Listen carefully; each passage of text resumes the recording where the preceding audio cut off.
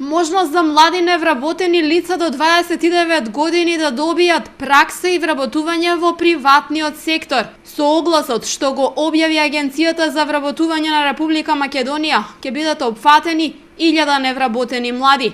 Програмата за практиканство ќе се реализира со финансиска поддршка од ИПА проектот поддршка за вработување на млади, како трет директен грант за АВРМ. Целта е да се овозможи полесна интеграција на пазарот на трудот на младите. За оваа мерка годинава се предвидени 19 милиони денари.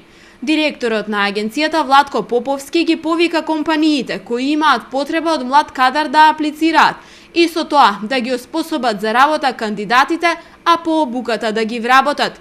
Ке добиваат месечен надомест од 6200 денари со кои би можеле да ги покријат патните трошоци. Според Поповски, младите што ќе се пријават на оваа програма и ќе учествуваат, на крајот добиваат можност да се вработат во компанијата каде биле на пракса или во слична компанија која ќе ги побара по практичната работа.